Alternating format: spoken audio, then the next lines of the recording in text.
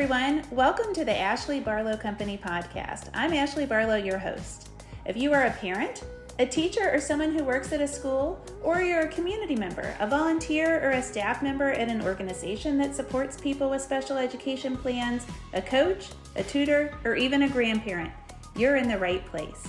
Sit back with an ice cold glass of lemonade, put on your walking shoes and grab some headphones, roll down the windows and cruise. Ready, set, go. Educate, advocate, collaborate. Welcome back to another episode of the Special Education and Advocacy Podcast with Ashley Barlow.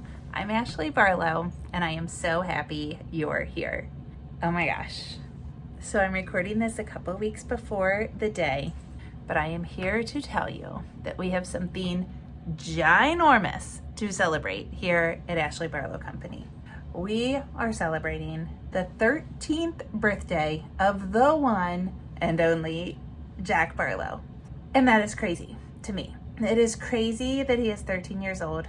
It is crazy that it was 13 years ago that I had him. It is crazy when I think that it's only been 13 years and we've learned so much. He's taught us so much. He has learned so much. We have been through so much in 13 years. And I just can't believe that it's only been 13 years. And then I also can't believe that it's already been 13 years. So I want to talk a little bit. I want to do kind of like a tribute to these 13 years, but I want to do it. I'm going to take out this earring because I feel like it's a jingler and I feel like it might jingle here in my AirPod. I want to talk about it in a way that maybe gives you some lessons or some empathy or some connection that, kind of matches up with the reason that you keep coming back week after week for these podcast episodes. So we're going to do a little tribute to Jack, but we're going to start with celebration.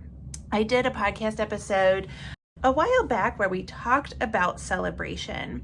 And it's funny because when we think about celebration, we think that it's all about fun. But I think particularly in the disability community, it's so important to actually take time to celebrate. I think this is harder the older we get, or like the more central to like middle life we get. I think, the stress of raising kids and driving carpool and balancing our work life with our home life and keeping up our houses and all of that stuff just kind of like takes precedent, and we don't take time super duper often to stop and celebrate.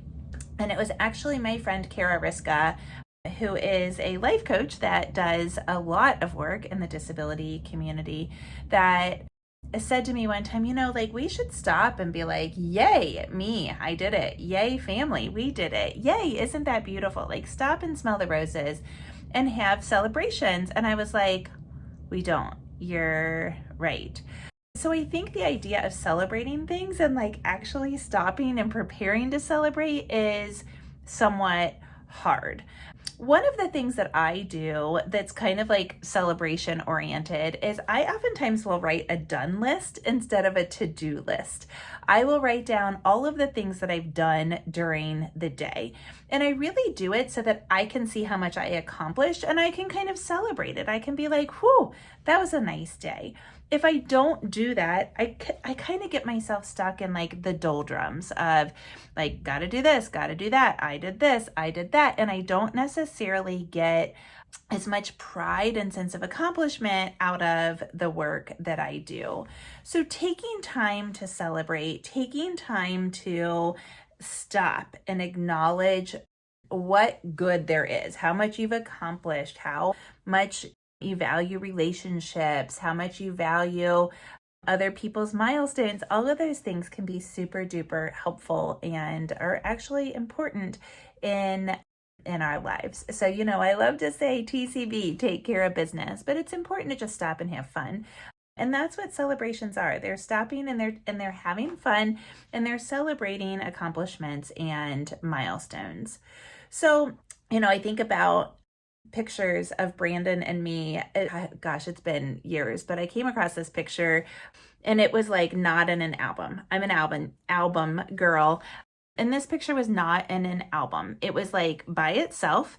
And I don't know, I was probably like in a drawer or something and found this picture of the two of us. We're down at my parents' summer cottage, and I think I have on a hat and he's like sitting on a chair. I might be sitting on his lap or something. It was on our fridge for a couple years after this.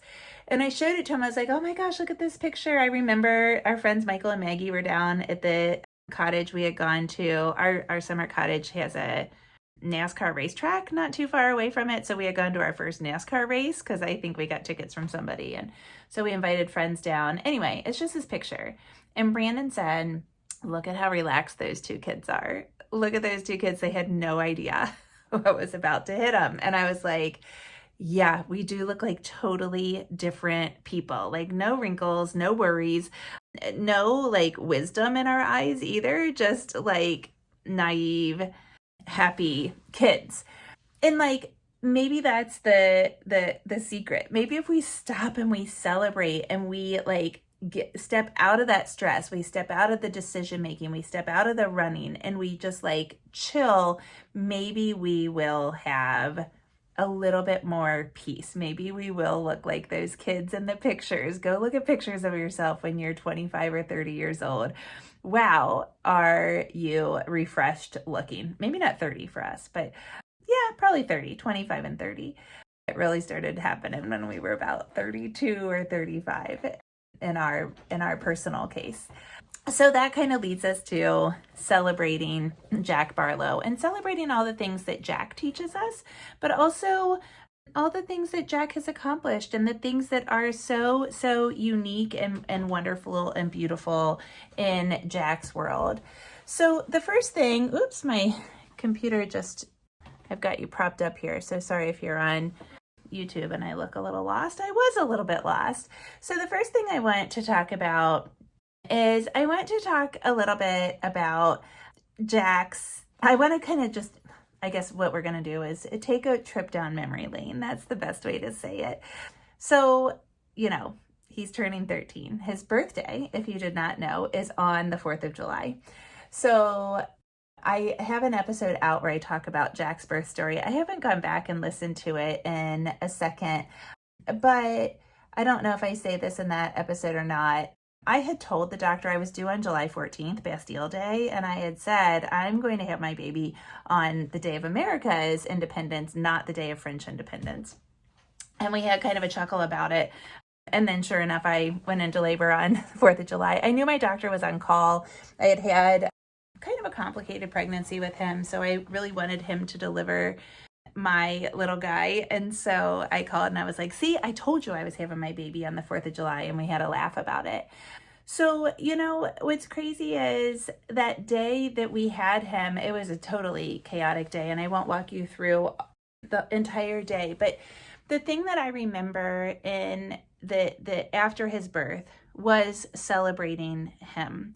Our pediatrician did not have privileges at our hospital, so it was not our plan that he was going to come and do the well baby check. We thought that we would just use the hospital pediatrician, and we had set that out as part of our plan.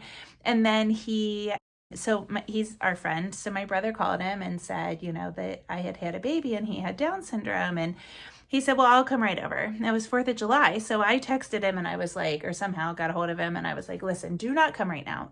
Everything's fine. This baby is totally fine. I'm looking at him. He's healthy.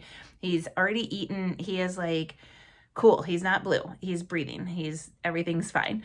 So I was like, enjoy your kids and come on over. So he came over, I don't know, maybe it was 9-10 o'clock at night.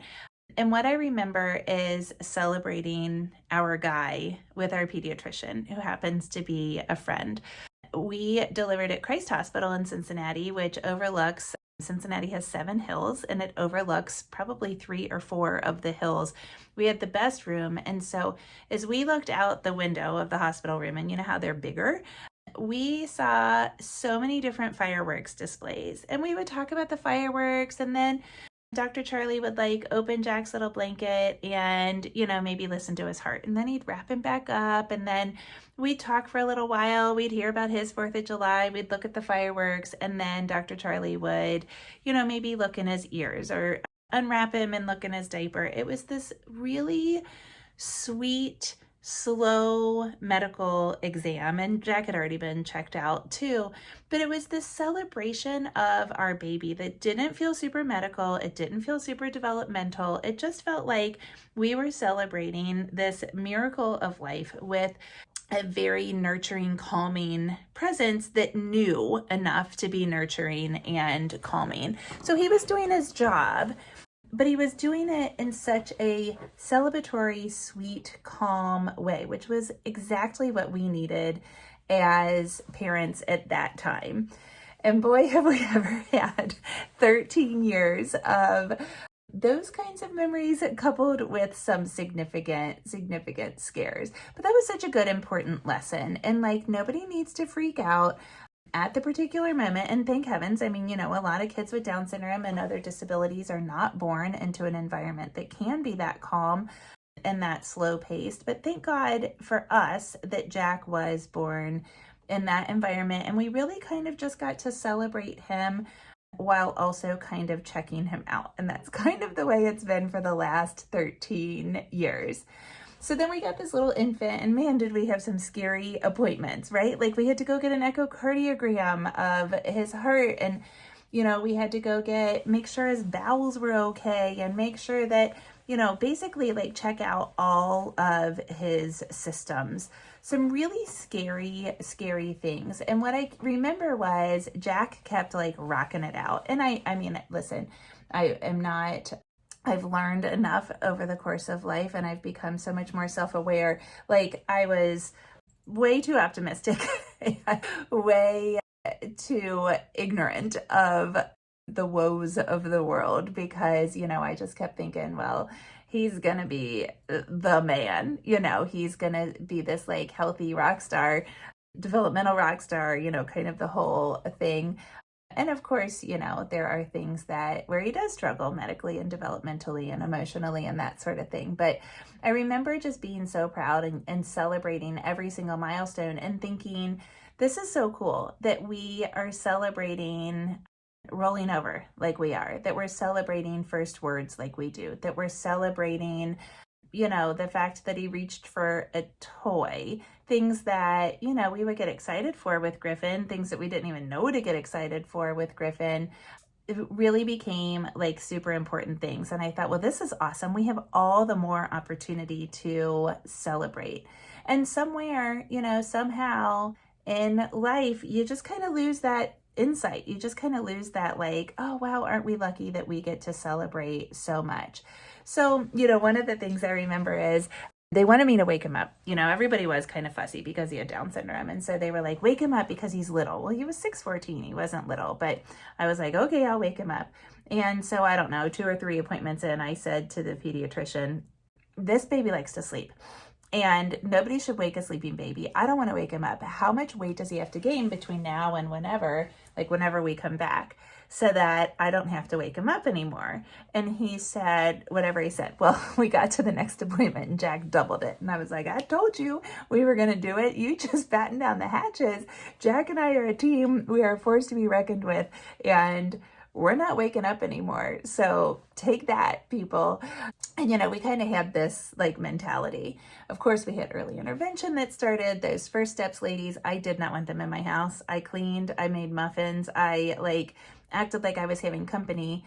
And then 3 years later, when they left, they had basically written the book of Jack, told me everything to do in order to raise my child successfully. And I sure as heck didn't want him to leave. So it was crazy how that turned around and how welcoming and kind of part of the family they became. Jack also during those years became this super determined kid. We saw his determination, his personality started coming out. I remember that one of our therapists said, there is a way that everybody does things, and then there's Jack's way. And it was like, yeah, he's not only going to have to do things differently, but he wants to do things differently. And this is Jack's world. And if you don't fit in it, then watch out, because he's just going to go right past you. So when Jack was 18 months old, that's when Brandon had cancer. And I remember, actually I have a video from that time period where I'm holding Jack by his thighs like you do. I was holding him by his thighs. He was sitting up And I was holding him kind of like at chin level by his thighs. And he was like rocking back and forth in my hands. He stayed little for long, so I could do this. He was about 18 months old, rocking back and forth and like roaring like a lion. And I was like, he's great in the video. And I remember that. I remember that moment. He's looking at my bedroom door, like the mirror on the door. And I had taken him up there so that Brandon could hang out with him, because Brandon was in our bedroom for several days when we got home from the hospital. And I was like, oh my gosh, I have to take care of my husband who, you know, is basically immobile for several weeks. And then I have this like crazy toddler that also has these developmental needs. But that determination, you know, like that's definitely something that we have celebrated and expressed a lot of gratitude for, because if we didn't have that determination, gosh, like how would he get through all of the challenges, the legit challenges that life has brought our way? So, you know, we kind of plugged away and we hit those toddler years. Of course, preschool started. I've talked ad nauseum here in the podcast episodes about how difficult preschool was for us. Kentucky's regulations say things like you can't have dittos or worksheets. You can't duplicate anything. And our school district at the time, by the way, it's gotten like 180 degrees better.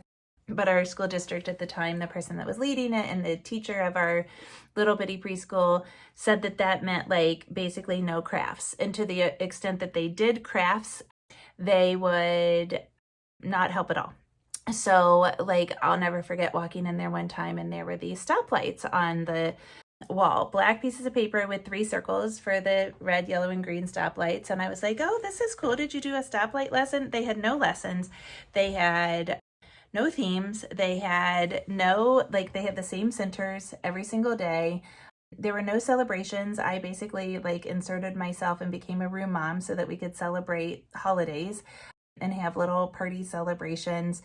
They offered no help. So I looked at this stoplight thing and I was like, where's Jax? And she said, oh, Jack couldn't do it. And I was like, well, didn't somebody cut out the stoplights and at least help him tape it on or paste it on or something? She's like, no, we can't do that. The regulations say we can't do that. And I'm like, well, show me where, you know? And in these experiences of frustration and like things that just frankly did not make sense at all, an advocate was born, basically, because I was like, that didn't make any sense. Let me look into that further. Well, what's a solution that we can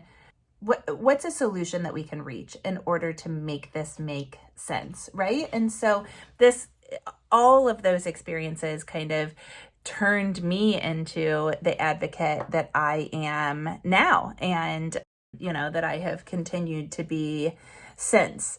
So man, we had preschool years, we had all of those, we had medical stuff, right? Like we started with sleep studies and he had his tonsillectomy. It took him 17 days to eat after the tonsillectomy. They almost had to put him on dialysis because he would not eat and his kidneys were mad about it.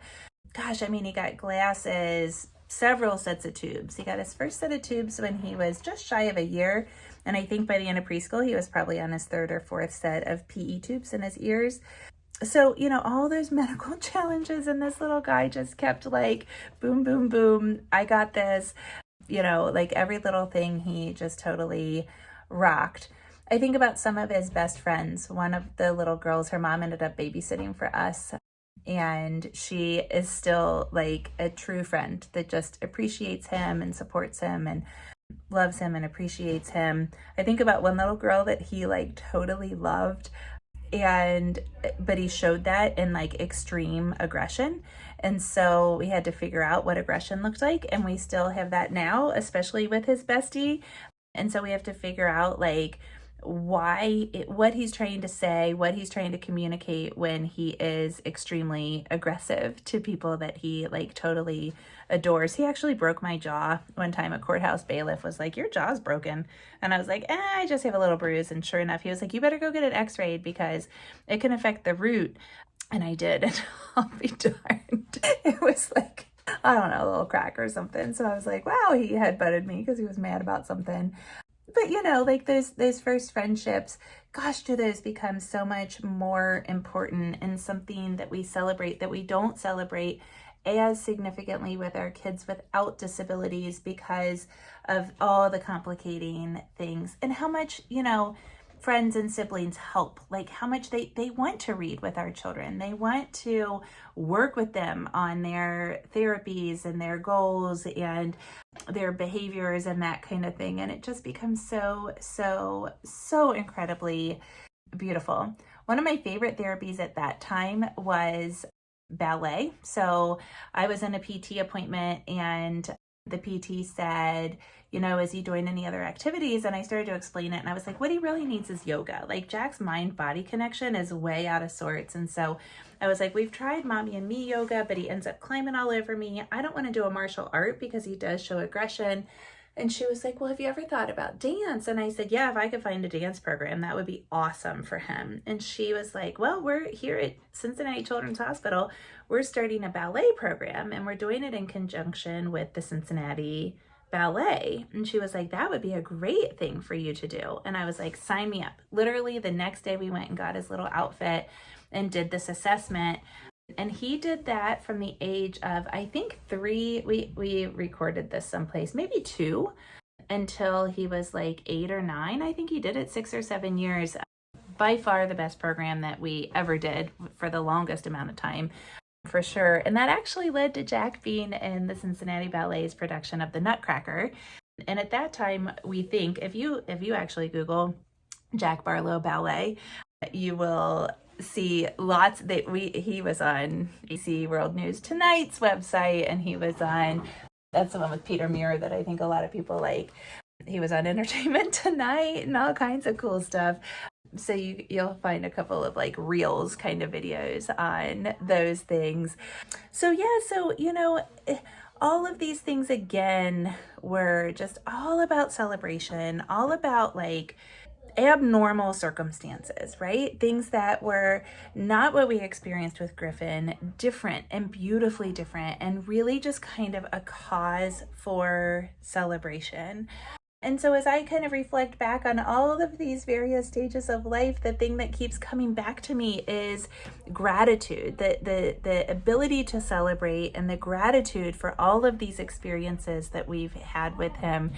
And so I encourage you, as you are thinking about, going back to school or just summer celebrations or whatever, to take time to stop and celebrate those successes and the opportunities and all of the stuff that you've learned. So as I kind of wrap this up here, I wrote some adjectives about our guy. He's wild and he's silly and he's smart. He's so handsome. He's loving, determined, definitely manipulative. So knowing, like this incredible wisdom and confidence, connected and connecting. And to us, he's simply just perfect. So thanks for letting me go on and on about my little guy. I hope you pulled a few little lessons or things that you can do with this episode, and I will see you next week, same time, same place.